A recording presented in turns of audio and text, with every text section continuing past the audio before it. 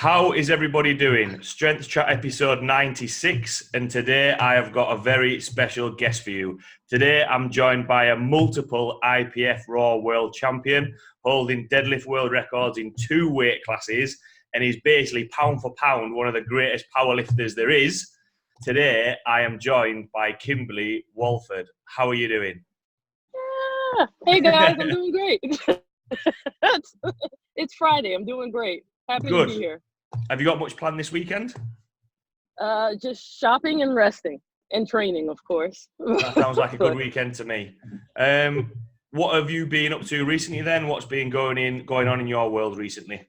Oh, wow. Just pretty much, I guess the last competition was the Arnold Europe in September. Had a great time at that meet, and now just really been working a lot with my new position as the Secretary General for USVI's Powerlifting Federation, and just prepping for 2020 for my upcoming meets, including SPD and Worlds. Yeah. How are you looking for Sheffield 2020? Sheffield, of course, like everyone else, I'm training to be at my best, so it's all I can do is work on what I can control, and that's my commitment to training and keeping any of the negative stress that we all deal with in life at bay, so I can do what I need to do. Yeah, nice. Yeah, I'm looking forward to it. I think it's going to be a really good event. I think, and as well, being based in Leeds, it's not Sheffield isn't too far away, so yeah, that's not too bad. So for everyone listening who might not know your background, how you got involved in powerlifting, and obviously how you've progressed, do you want to just give a little bit of a background to yourself? Yeah, no problem. So I was just saying about how I got into powerlifting. I'd probably say 13, because that's when I first started weightlifting. My high school track coach was the football coach, and he would always tell us, I don't want you to only be fast, I want you to be strong. So it's literally been a part of my athletic career since I've been an athlete. And then I continued with track in college, and I ended up getting into powerlifting in the military after I graduated from undergrad. I was just introduced to me by someone, and I went to military nationals, and from then on, I was linked. I've been hooked on the sport for almost 18 years now. So, did you prefer obviously, if you gravitated more towards powerlifting, what made the change from track and field? Did you stop enjoying it, or did you feel like you could progress more in powerlifting? I think for me, I lost the interest, the love for competing in track. And like every other athlete, we don't just retire, we just move on to something else. And, I never stopped working out even after running track. And like I said, I guess opportunity presented itself. And while I was in the military, I was introduced to powerlifting. So, and I got hooked ever since. I never thought I'd find another sport I loved as much as track until I got to powerlifting. So. Did you think that you would be competing in powerlifting for as long as you have, or did you just think, I quite enjoy it. Let's see what happens. The time, heck no. I didn't think I'd be lifting for 18 years. I have to tell you, like, when I started powerlifting, I was one of those athletes who, similar to like any other sport I've ever participated in, I wanted to learn anything and everything I could about it. So I started researching, how do I qualify for states, nationals, worlds? What are the records? I wanted to know, what did it take for me to be able to be ranked in certain areas? So I knew what goals I wanted to accomplish. So it was just a matter of executing the plan. And if everything worked out, then I was deemed worthy enough to be able to earn such titles or championships, then it would happen. Yeah. And that's literally how it's been. It's like, who would have thought, like, the plan I put out, and I was like, okay, I'm going to accomplish. These are the goals I want to accomplish. And it's been awesome just being able to realize, my goals. Yeah. Oh, cool. So obviously saying there, having competed, for 18 years and having a look at the rankings and what you needed to do to get to the top. What of the how has how has training, mindset, sort of, the whole process changed throughout your time in powerlifting, and what has been the biggest changes to sort of maintain staying at the top? I can tell you definitely some things that have changed over the years is obviously knowledge of the sport and how to train. Realizing how when you come from like being a teenager to 20s and you think you're invincible, and then realizing as you get older the importance of mobility and flexibility and warming up. Taking the time to learn about various backgrounds related to how to train, reading up on, articles about various people's opinions about how you think you should train, learning from people who've been in the game long enough. And what I mean by people who've been in the game, people who actually are experienced, not just Insta famous. I'm talking about people who've coached at the highest levels, or who've coached athletes to these levels, or who've been champions themselves. And I feel the need to say that because not necessarily just because you're a champion is going to make you a great coach, but knowing someone who's been around and knowing their pedigree with regards to who they've coached, meaning the level, not who, the level of athletes they coach have helped me to become the athlete I am today. And I also have to say, also keeping the same circle, the same people who were around you when you first started, the ones who will always be honest with you and tell you when you need to work on things in your training, or if they felt like something was really good, or if they felt like there was something you need to work on. And just always staying humble too. I feel the need to say this. I have never looked at anything that I've accomplished as something that was guaranteed. Mm-hmm. I've known that nothing is guaranteed, and all I know that I could guarantee is that I'm going to work my hardest to accomplish my goals, and that if I'm meant to earn it, then it'll happen. So basically just staying humble, never expecting that you're going to win, even when people think you are, never expecting you're going to break that record, and that's the mentality that I've kept my whole career. I think that's that is a sign of, and why, probably you have been consistent. I think sometimes when people expect to win and then it doesn't happen, that's when people can fall out of the sport, or spit the dummy out sometimes. Whereas if you keep putting the work in and not expect anything, because like exactly as you say, you're going to end up working towards it. Who do you think has been your biggest influences, or whether that be coaches or athletes, who have been your biggest influences that helped you? I would say there's been so many influences. It's at various levels, and I still say it to this day. It could be the newbie athlete who I just see training for their first powerlifting meet, just the excitement of seeing that. It's definitely who's been in my corner throughout literally my whole career has definitely been my coach. Even though he doesn't write my programs, I think of this man in such high regard. I'll always call him Coach Gene Bell. He's a multi-time IPF World Champion and record holder himself. And my big brother, Steve Goggins, and other, men and women along the way that we've seen that we consider greats in our sport have definitely motivated me as well. But yeah, I could never just say one person, because I'm inspired just by hard work. Yeah. So someone push themselves is enough to keep, inspire me as well. Yeah, you mentioned about people that have been that you've had surrounded you since the start, and I think sometimes people forget that everyone sees the powerlifter going onto the platform and pulling their lifts and just thinking, oh yeah, that that looks easy, but all of the behind the scenes, and yes, it is an individual sport, but there is that support network behind you to push you, to get you through sessions and help get to that final product on the platform. So it's great to hear having that support network and all the other people that have influenced you has kept that progress going. Do you mind if I mention just one more thing? I was just thinking, for like other people, and just knowing that, be careful though, because you'll start to see as you stay in the sport long enough, there will also be people who will definitely be trying to bring you down and tell you that your goals and dreams that you can't be accomplished. And I always tell people, if it's family, you got to limit when you see the family. But if it's friends or other people, then you definitely have to decide, is it worth it for those people to be in your life? Because everyone who is truly support you, or as far as you focused on hitting those goals, are going to be on your train. They're not going to be trying to deter you or doing things to pull away, but also to be careful about people who just start showing up when you start being a certain, sense of success, because like I said, and that's why I make it a point to say, remember the people who were there from the beginning, because those are the ones who will truly continue to support you. Yeah.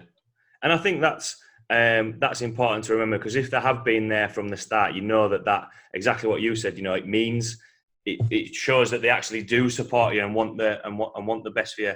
I think sometimes you can see people who the success goes to their head a little bit and forget about the people that are there. And once, if there's an injury or if a title isn't won or something like that, and all those people go away, you sort of left with what are you left with there, which I think that's a really good piece of advice for people wanting to progress through the sport.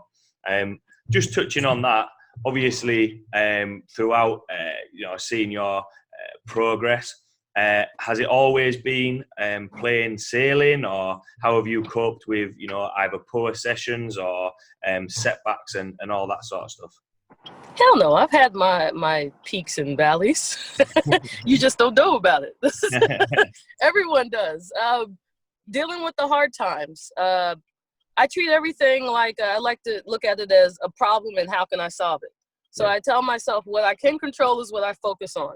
If I know it's something training related and it's something maybe I need to tweak or fix in training, like maybe I need more rest on a certain day, then being wise enough to tell yourself, I need to rest today because I'm not going to have the type of training day I really need to have to help me continue to progress. Or if it's something that's injury, or I like to say irritation related, then being smart enough to know that, old school will tell you you can train through pain, but in our sport, you training through pain isn't a good thing. It means that there's something you need to stop and fix and address. So being smart enough to know that I need to go see a physio and make sure that I'm okay and follow what the physio is telling me, or maybe I need to work on mobility to fix the issue. I think just the biggest thing is that really understanding that the longer you stay in the sport, you should become more knowledgeable about you becoming a better athlete and understanding the sport and how to train, and know that you need to pay attention to those cues to keep yourself moving forward, to want to stay as long as you want to. Because I believe that's what most of us want to do, is to compete as long as you can at the optimum level that you can. But you got to do those things to make sure that you limit those possibilities where you could get injured or have those crappy days, and also relying, like I said, on that support system, knowing that there's people that you can call if you ever just need to talk or vent, or even if you just need to run things by them regarding your training as well. Knowing that you can depend on these people and and like I said, also cutting yourself off from any type of negative stress. Anyone or anything that deters you from accomplishing your goals, you have to limit that. You have to limit that thing or those people's ability to be in your life for however long. Yeah, I suppose as well that'll start if you have those people in your ear saying, "Oh, I don't know whether you'll be able to do this," or it just sets that doubt in your mind. And especially going into a competition, you want to be not overconfident, but you want to have that positivity around you to push yourself to either get a PB or get the lifts. With the you mentioned there about knowing if you need to rest a day and recover. Do you think you had already a better idea of knowing how to manage yourself from competing in another sport in track and field, or do you think it's something that you've got better at and learned as you've progressed throughout your career? I think you've learned that. I think I've learned that with experience, that it's based on each sport. Each sport has different demands on you, as well as you determining when you need to recover as well. So I could definitely also say when it comes to powerlifting, I've just learned with experience and time and knowledge of the sport and of my own, body with regards to training, what I need to be able to be at my best. Yeah. Because I think why I asked that is, people the clients that I've trained, and you know, it's sort of relevant for the people that are training now, is that they get to a certain point and they build up a relative amount of strength in the gym, and now they're getting a little bit more specific. You know, let's give powerlifting a go. You know, beginners program, learning the technique, starting to put a little bit of more weight on the bar, and sometimes if you say, right, we're going to do 10 reps. They'll make it into a 10 rep max. It won't be, they won't like, you know, just keep it steady. How have you found, you know, as a you know, coach yourself, and in your own training, how to sort of learn over time to stop that, to stop pushing, and learn how to, you know, leave a couple of reps in the tank?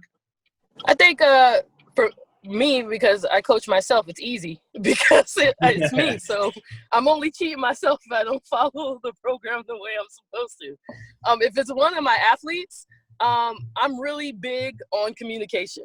Yeah. I will tell them what I see in the videos. I will explain to them the process, understanding why I need you to do it this way, even though I know you feel like you can do this so many more reps or so much more intensity, but I really need you to do it this way, and this is why. Yeah. I'm all about explaining, because I feel like if I just tell you to do something, what do you learn from that? But if I explain why, and I get you into the mode of asking questions, I hope none of my athletes watch this. If I get you into the mode of asking questions, then I empower you to gain that knowledge to understand why I'm telling you to do it. Yeah. Yeah, the key thing I learned from that, and do you know what was funny? I actually had, it was actually in today. I was in work this morning, and I had a conversation with, it was one of the women who was in training, and she actually spent a couple of weeks in Canada, and she's come back and wants to compete next year. Okay, let's lay the foundation to go in and chat about that. And as we were chatting, she was like, well, that person over there looked as though they've been training a long time. I said, actually, they've only been training a couple of months, but I always want, when I work with people, for them to learn something, because if they're so dependent on the coach all the time, or so dependent on someone being there all the time, what happens if, you know, I'm on holiday or I'm away, or I can't be in the session? So I think that's a really good point that you've made there, that, you know, if they're asking questions and they learn, that speeds up the process a little bit more, rather than saying, right, you've got to like keep telling them all the time, drop it off, but, you know, asking them how they feel, and, you know, what they do they think they should drop it down a little bit, so it educates them a little bit more. Obviously, there is, you've mentioned there that there's been peaks and troughs, and one of the main things that comes up with you know, most powerlifters is sometimes they'll just hit a little bit of a plateau, or hit a wall where you know, it might be on squat or something like that, and it's not progressing as fast as, or it's just, you know, hit a wall. How have you dealt with, you know, working on those plateaus, and especially when it comes to, you know, world records and chipping the world records? How have you found that process of working through plateaus and, you know, working towards chipping those world records? Same thing, treating it as a problem, and how do I fix it? So, like, for instance, well, especially if sometimes if I have to explain it to some of my newbie lifters, that you will have your newbie gains, but then you will join the rest of us and realize that you will not be making 10, 15 kilos PRs. So once you come to that realization, and then understanding now it's about you really learning about refining proper technique and researching what are some other ways that I can shock my body to get a positive response, i.e. kilos. So I'm always looking at, you know, like I said, researching what haven't I tried in training, what has worked. I'll look back in previous training so that I've had cycles, and I'll look, okay, maybe it's time for me to try this again. Or is it something that maybe you have to deal with your body physically? Once again, talking about mobility and flexibility. When I had noticed that, you know, I had issues with my mobility, I work with a physio. I actually see a physio once a week to help me work on mobility and flexibility. I call it my weekly body oil change. So I can constantly keep my body in, you know, great condition to be able to do what I want to do. And also, like I said, just telling myself that it's positive thinking as well, realizing you can only control what you can control. So that's what you focus on. If it's the body, fine. Physio, work with me in mobility, if it's flexibility. If it's training, maybe it's time to change something in your training. If you notice that maybe that's a plateau. For instance, something that I changed recently is that I switched back to using flat shoes.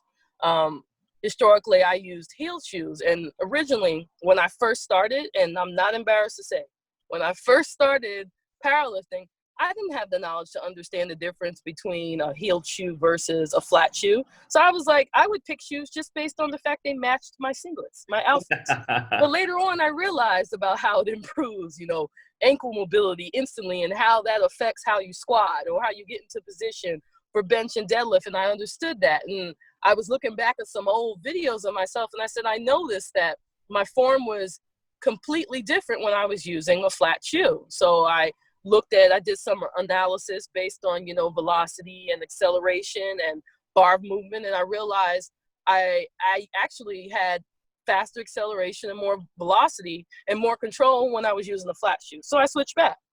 Yeah. So that was just something. And this is something I'm talking about in the sense of gaining more knowledge of, okay, you have an issue. This is something you want to be better at. This is a way that I could address that. So that's what I've been experimenting with this cycle. Yeah.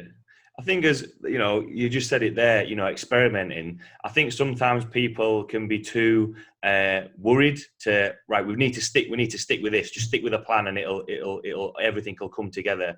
But what you've mentioned there is experimenting with shoes. Okay, so you went to lifters, and now you've gone back to flats. Sometimes it isn't even the training. Sometimes it is the working on mobility and flexibility and working with physios. Do you think, some goes to that point of people think, oh, well, I just need to stick with this program, or I just need to do the extra variation, which isn't always the case. Do you think as well a big part of plateaus is people's actual mindset and numbers just getting people's heads? Heck yes. I think that's maybe one of the biggest issues sometimes lifters deal with. And sometimes you can see it. You can see it in the lifter that they get into their own head. And what I try and tell even my own athletes, or just friends of mine, is like, once again, you got to focus on what you can control. Yeah. You can't not focus on something that you can't. And if your training is showing you that, for instance, if I'm hitting this intensity and this number of reps, that I should be able to do this, then you have to have trust in knowing that with repetition and time doing it, that it's going to work. And that if it doesn't work, then we just have to try something else. That's one of the great things about training in our sport, is that there's so many options of things for you to try to see what works for you. But also understanding that sometimes I think some of us think just because it works for someone else, it's got to work for them. They have to realize some things. Sometimes especially if you're doing template training that isn't specifically designed for you, you have to realize that is just a template. And it's something that you actually have to tweak to make it work for you, so you can get the optimal results that you expect to get from training, versus you working with someone who's one-on-one and specifically designing a program just for you. Yeah. I know I went off on a segue on that, but I was thinking about it's still applicable. So I completely agree, because, you can type into Google now and literally type in a powerlifting program and something will come up. And I can imagine, quite a lot of people will do that. I think I've spoken about it on this podcast. Probably it's touched on in every episode, that the whole point of this podcast is to educate people that it's not a one size fits all model. You have to find what works for you, and work on variations. What with the with the programming side of things and trying things out, do you have a recommendation on how long you should stick with something for? Because I know sometimes on the flip side of that, of experimenting, sometimes people can just hop from program to program and they never know what actually is going to work. Have you found that, a certain amount of time actually working on these areas, like from swapping from lifters to flats, a period of time that works well, or what have you recommended? If we're looking at just like a blanket, like giving advice, I would say I like to do something for about 10 to 12 weeks. I consider that like a full cycle. I feel like it gives you sufficient time to recover if you just finished a meet, and allow you to build yourself back up to that peaking stage. I always tell people it gives you time to really try something out and see if it works. So if it's something like training, try the whole cycle. Yeah. If it's something like related to equipment, okay, a few weeks, 3 or 4 weeks, I think you'll know if maybe is the flats working better than the heeled. Quick example, I decided, let me just try a lower heel after just squatting flats for like weeks. Yeah, it wasn't a great idea. I was like, okay, no, I'll go back to flats. See, that quickly got the feedback quickly. Tell me no. But I'm saying that and if all else fails, that you may not necessarily have the knowledge to determine are you benefiting from it, then talk to someone who has the knowledge to be able to explain it to you. Be able to show them videos and give them background on the problem or the issue so they can understand, okay, this is how long you've been doing this. This is how you're training. Let me see your video so I can help and give you an idea of maybe what may be the issue, whether you need to continue doing this or we need to try something else. Yeah. It goes back to that point that you made about when you speak to your new lifters that, you know, they will get newbie gains, but I think it's a natural progression that once you've got those newbie gains that you try and you then look to how to get better, and then you speak to other people and then you naturally progress and, you know, see how it progresses from there. In terms of sort of plateaus and again, you know, from competition to competition, what have you found, or what has been some of your biggest obstacles that you've found? Because obviously we see you lift on the platform and you know, we see the world titles that you've won, but has there ever been some big obstacles that you've had that you've had to work towards to you know, make that winning on the platform seem a little bit even sweeter? To be honest, that I've never lost the hunger. What I find myself doing is you find that after you accomplish one of your goals, that you find yourself finding other goals or just making up goals. Like, for instance, telling myself that if I got a certain IPF formula in one competition and I noticed that, no offense, a guy in, you know, a similar weight class got a certain, I'm like, my goal is to beat him at my next competition. I want to beat his formula. Like, you're just constantly hungry. You're never satisfied. Yeah. So always pushing yourself to do something, to reach something. So okay.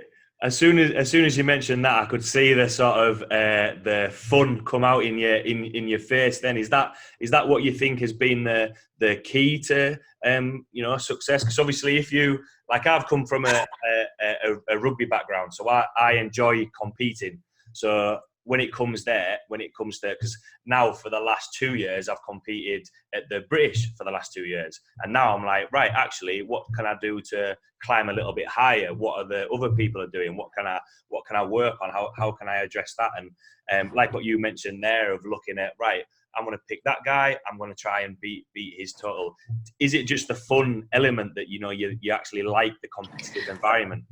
It's the rush of competing. Like I said, when you're an athlete, it doesn't change regardless of sport. You love competing, you know, so you'll find some other way to continue to motivate yourself because you're constantly looking for other goals. But another aspect of competing that I think has really inspired me is, like I said, just watching other people reach their goals. Like me, when I'm refereeing or coaching, love it. It's just a different source of like inspiration for me, seeing someone else push through their goals, or being able to give back to the sport, you know, and allow others, you know, to help them to push towards their goals. So it's being involved in any aspect that I feel like I can feed off as well, you know. So like I call like coaching and refereeing, for me it's like pre-workout for my soul, to see someone else doing well and seeing them push themselves, you know, it really like inspires me. It pumps me up for my own goals. Yeah, that's great to hear that, you know, that still loving the sport and getting involved in refereeing. Because I know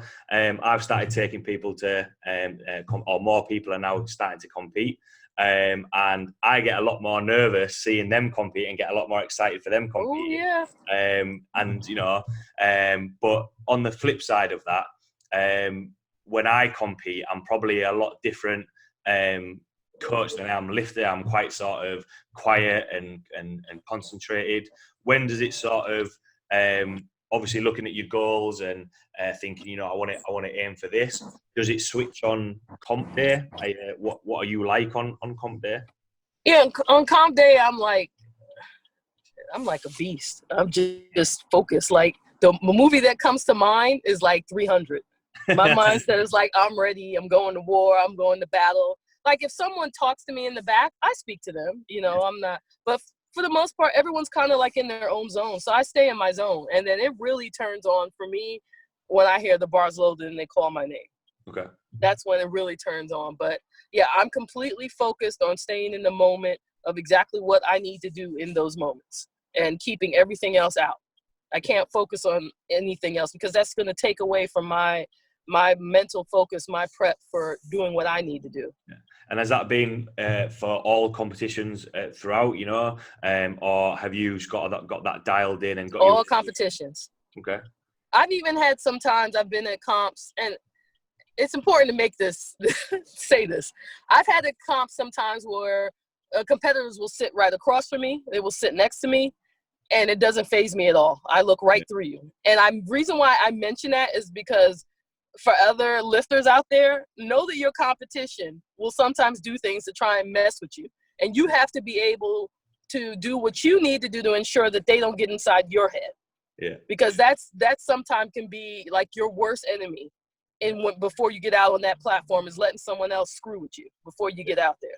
But yeah, I feed off that stuff. It doesn't faze me at all. I quite like the psychology of competition like that. What I thought of then, it was the Rugby World Cup recently, and England played New Zealand, and New Zealand do the haka in rugby, and England made like a semicircle, and usually they're supposed to link arms, and they made a semicircle and walked towards New Zealand as if to say, look, I know you're throwing down the challenge, but you know we aren't going to back down from it. And exactly. You know, all that sort of stuff. The psychology of everything. I'm a big fan of that. I think that plays a part.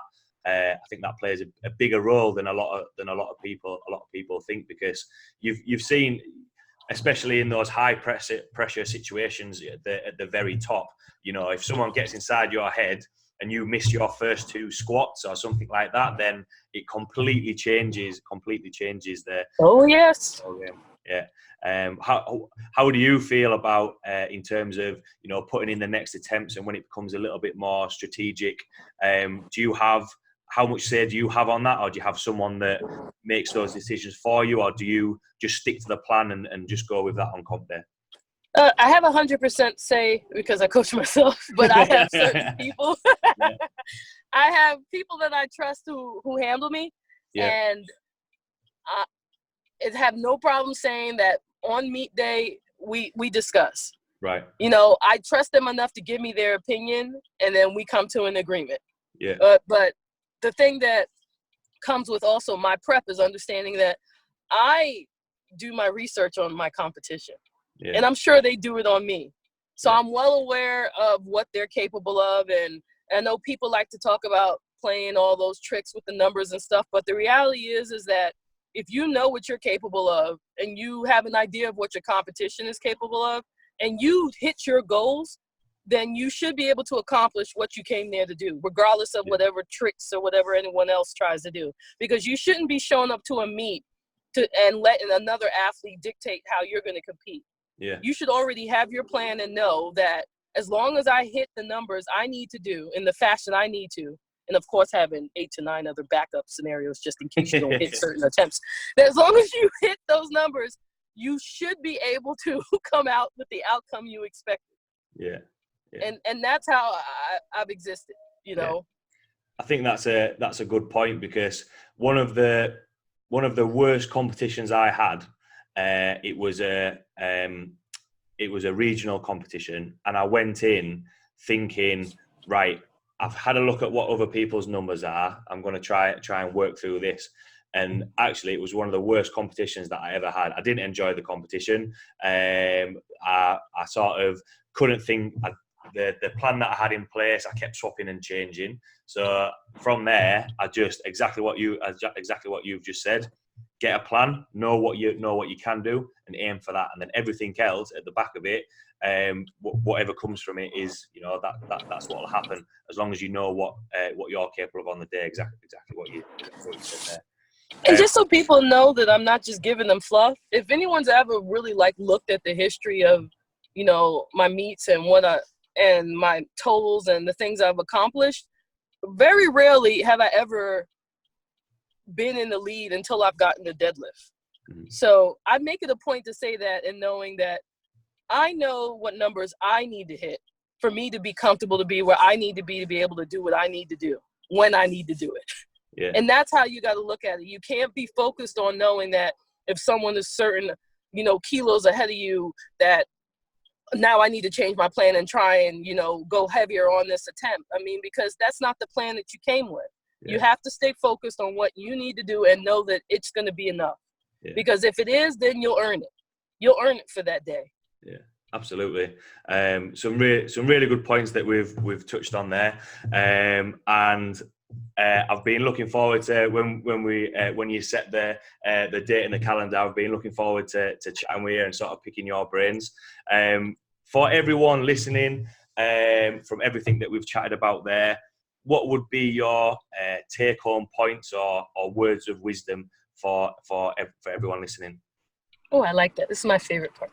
I always like to say, first and foremost, believe in your goals and know that they're possible. But know that you have a plan to accomplish them and the time to allow yourself to accomplish them. I say it's hugely important to have a great support system. We do not do this on our own. Your handlers, your coaches, the people you trust, your circle of trust, those are the ones that are going to be there to help guide you and push you along on the great days and the crappy days. Limiting your interaction with negative stress.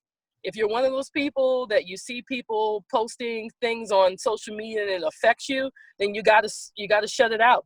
You can't watch that stuff.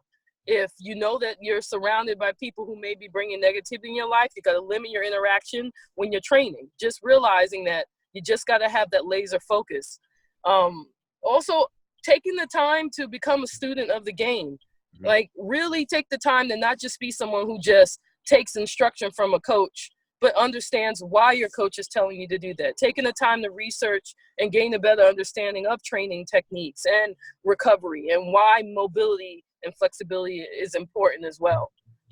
Also knowing the difference between following someone who's Insta famous versus someone who actually has the knowledge and experience. Someone can be Insta famous and be knowledgeable, but being able to understand that just because someone has 1 million followers doesn't mean that they're the best coach ever in life. What's their pedigree? Taking the time to understand that. You have to take the time to research people and talk to people that they've worked with as well. So you can get a better understanding if you choose this person as a coach or someone to be in your circle, that they're going to enhance your life and not take away from it. Absolutely, 100%. I mean, that's just pretty much it. It's stuff that I continue to take myself, and I tell you guys, I promise I'm coming from the heart and I'm coming from experience, and I just want nothing more than for any person who's listening to be able to achieve your own goals. But I hope you take these things to heart and realize that this is stuff that I feel like matters to all of us, you know? Absolutely. I think that's some really, really good points to finish on, and especially there about, because, you know, especially with social media as it is now, sometimes the people who shout the loudest and have the most followers are always seen as sometimes the best. But you sort of summed it up exactly there, as, you know, why I set out to do the podcast in the first place, to let people hear from people who have been there and have got the experience and knowledge, and, you know, are putting really good information out there so that they can progress and, you know, achieve their goals. I've really, really enjoyed chatting with you, Kim. Me too. I hope everybody has enjoyed that as much as I did. For everyone listening who may be new to powerlifting or want to see your content and your build up to competitions, where can people find you and see what you're doing? I'm on Instagram as TrackFoo, and I'm on Facebook as Kimberly Walford. Yeah. So, like I said, I just want to say thank you for wanting to talk. I love doing these. I love being able to share my perspective on things, and I think it's an honor that you want to listen. So thanks for wanting to listen. No worries at all. I really appreciate you taking the time to chat with me. Like I say, I've really, really enjoyed chatting with you. I hope everyone enjoyed that as much as I do. Thanks everyone for listening, and I will see you all next week. Heck yeah.